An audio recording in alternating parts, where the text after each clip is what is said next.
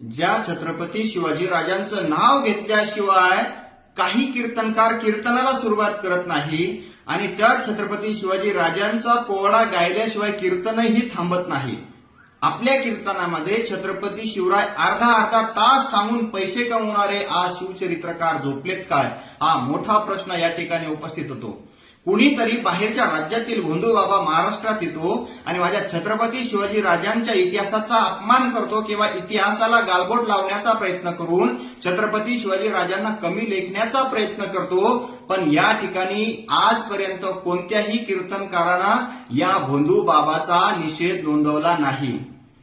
माझ्या ज्ञानोबा तुकोबारायांचा या ठिकाणी महाराष्ट्रामध्ये वारकरी संप्रदायाचा अपमान केला जातो. ज्ञानोबा तुकोबारायांना कमी लेखण्याचा प्रयत्न त्या ठिकाणी केला जातो. मग मला कीर्तनकारांना प्रश्न विचारायचा आहे की ज्या तुकोबारायांची ज्ञानोबारायांची गरिबी सांगून तुम्ही श्रीमंत झालात आणि ज्या ज्ञानोबा तुकोबारायांच्या जीवावरती किंवा चरित्र सांगून त्या ठिकाणी तुम्ही मोठे झालात, मग याच संतांचा अपमान होत असताना तुम्ही कोणत्या बिळामध्ये लपून बसलेले आहात?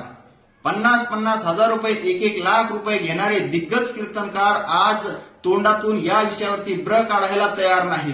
कोणत्याच कीर्तनकारामध्ये हिंमत होत नाही की संतांचा अपमान झाल्यानंतर निषेध नोंदवावा किंवा माझ्या महामानवांचा छत्रपती शिवाजी राजांचा अपमान झाल्यानंतर कोणताच कीर्तनकार या ठिकाणी तोंडातून शब्द काढत नाही किंवा निषेध नोंदवत नाही. ही अतिशय महाराष्ट्रासाठी निंदनीय बाब आहे. म्हणून या कीर्तनकारांकडून आपण अपेक्षा काय ठेवावी, हा मोठा प्रश्न आहे.